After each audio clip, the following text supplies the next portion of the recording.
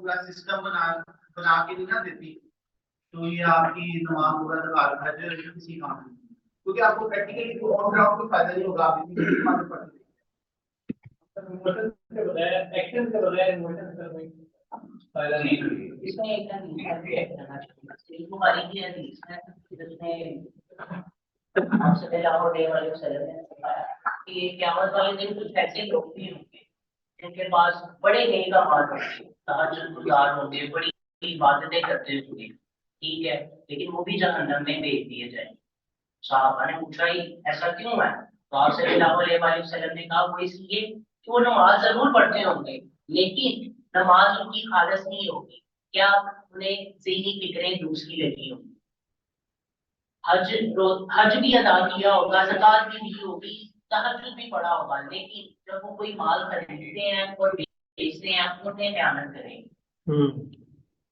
ये छोटे छोटे पॉइंट है और बहुत गहरे पॉइंट है। ये ऐसे पॉइंट है कि जैसे कि सी की डेप्थ में जाना, सी है ना, सी की जितनी डेप्थ में जाते हैं वो उतना ज्यादा ना आपको डार्कनेस की तरफ लेकर जाता है।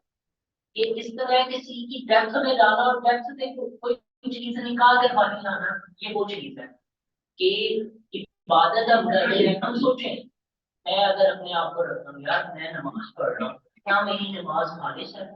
अल्लाह ताला की साथ लिंक कर रही है। सर मैं झूठ तो नहीं बोल रहा, नमाज पढ़ के रहा हूँ बाहर आके मैं उसको झूठ बोलता हूँ तो वो मेरी इबादत कहाँ पे गई, कैंसिल हो गई।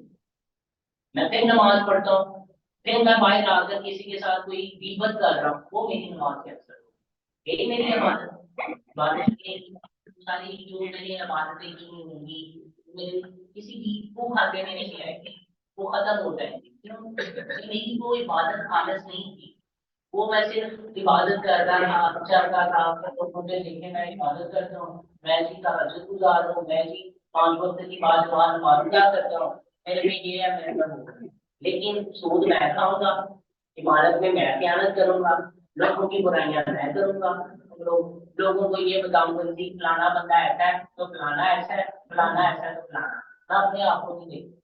क्या हम लोग सब अपने आप को देखते हैं, उस पॉइंट पे रखते हैं कि यार मैं जो काम कर रहा हूँ क्या वो अल्लाह और अल्लाह के रसूल की बात के साथ मुझे नहीं कर रहा? क्या मैं जो अमल कर रहा हूँ वो मेरे अल्लाह और अल्लाह के रसूल के साथ मुझे अटैच करता है उसकी मोहब्बत के साथ? मोहब्बत तो तभी पूरी होती है ना कि जब मैं सारी चीजें छोड़कर जहाँ पे मेरे अल्लाह और अल्लाह के रसूल का हुक्म है मैं कहूँ कि यार यही मेरे लिए सब कुछ है, चाहे मेरी जान की कुर्बानी देनी पड़े मुझे, चाहे मेरी औलाद की कुर्बानी मुझे देनी पड़े, चाहे मेरे बीवी बच्चों की कुर्बानी देनी पड़े, मैं कह दूंगा मैं इस मोहब्बत से दूर नहीं होना चाहता। ये हम लोगों का मसला होना चाहिए। काफी देर से इबादत में बात कर रहे हैं तो नमाज कहाँ रहती है उसका अपना कहते हो इस तरह बात तो दूसरी फलाना वो कंप्लीट नहीं हो। हाँ ये नहीं हो तो नमाज में आसमान की हदीस है कि नमाज होने के में रात तो वो कहते हैं नमाज ऐसे पढ़ो जैसे तुम अल्लाह को देख रहे हो। मैं बताता हूँ। अच्छा मुझे लगा आप पूछ रहे हैं ये बताएं कि नमाज होने के में रात, अब में रात कैसे होगी? जब तक आप नमाज में खड़े और आपके दिल में ख्याल ना हो मुझे अल्लाह देख रहे उसकी बात में नहीं खड़ा और आपको जो पढ़ रहे उसका एक एक लफ्ज का मतलब दिल से नहीं पता क्या मैं क्या कह रहा हूँ तो वो मेरा इसमें मोहब्बत नहीं है। मैं देखता हूँ काफी लोग नमाज पढ़ते हैं ऐसे खड़े होते हैं वो खुदा की बारगाह में खड़े और ये कर पता ही नहीं कि मैं खड़ा हूँ। और ये जो हमारे आगे है ना ये इसकी बहुत बड़ा फलसफा है। आप खुदा के सामने खुद को सरेंडर करते दोनों आपका कि मालिक जो है तू है और डॉक्टर सरार की उसमें है ना इबादत का बताया ना 5 पार्ट में उसमें वो पहले 2 के लिए मोहब्बत और इताअत और खालिद अल्लाह के तो कहते क़याम और रुकू और सजदा से अल्लाह के आप किसी के सामने आसमान पे खड़े नहीं हो सकते और रुकू नहीं कर सकते, सजदा तो नहीं करते लेकिन क़याम करते हैं हम लोग पीरों के सामने, किसी पर्सनैलिटी के सामने सोचे क्या हम करते हैं। इसको हदीस से लिंक कर दे ताकि वो बात हो भूल गया, वो हदीस सुना दे।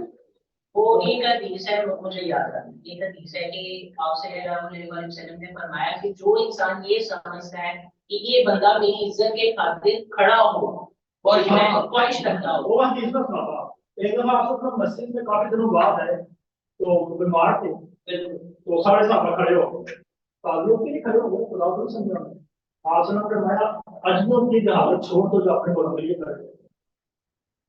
वो सही बुखारी में भी है, मुस्लिम शरीफ में भी और तिरमिज़ी में भी है।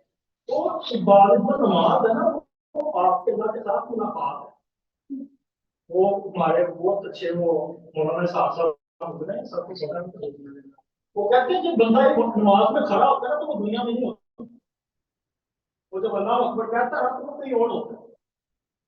तो हम क्या करते हैं, नमाज पढ़ने के बाद दुआ मांग रहे होते हैं, तो जब अल्लाह पे बैठे हो सारी दुआएं तब मांगो, और सजदे में मांगो, बस सबसे ज्यादा दिलो सजदे में। तो ये सारी चीजें आती हैं अपनी ईमान के साथ, अल्लाह के मोहब्बत के साथ। और किसी बंदा ये नहीं कहे कि मसला खाता बना तो नहीं पड़ा तो भी काम मकसद क्या हो गया ना, ईमान पर अल्लाह का हाथ लगानी है, उसको रब मानना है, उसके सामने खड़े होना है। और इस दुनिया में डिस्ट्रैक्शन इतनी है कि ज्यादातर बंदा यहाँ पे टाइम जाता है। उस्मान भाई कुछ कहना चाह रहे थे, वो बात हुई थी। अच्छा इमोशनल बताऊंगा, तो जहाँ पर एक साथ बात हो रही थी, तो फॉर एग्जाम्पल मेरा ख्याल है किसी चीज के जो हम लोग यहाँ पर सारे बैठे हुए हैं कि हम लोग सारे हैं combined by the virtue of emotions. हमारे दीन के लिए इमोशंस, हमारे नबी सल्लल्लाहु अलैहि वसल्लम के लिए, अल्लाह ताला के लिए इमोशंस, उसने हमें इस बात में मजबूर किया कि हम लोग सारे आगे इकट्ठे होकर बैठ गए और अल्टीमेटली हम कुछ ना कुछ दीन की बात कर रहे हैं। But given having said that this, ये चीज इक्वली इम्पोर्टेंट है कि इसके बाद हमारे एक्शंस क्या हैं। अगर इसके बाद हम कोई टेंजिबल प्लान, जैसे कोई मान की बात कर रहे थे, कोई टेंजिबल प्लान नहीं लेके चलते हैं, एज इन जो पहली मीटिंग में हमारी बात हुई हम उसके ऊपर दोबारा करेंगे, मैं दोबारा वही बात करूंगा और आगे भी करता रहूंगा। जब तक हमारे बात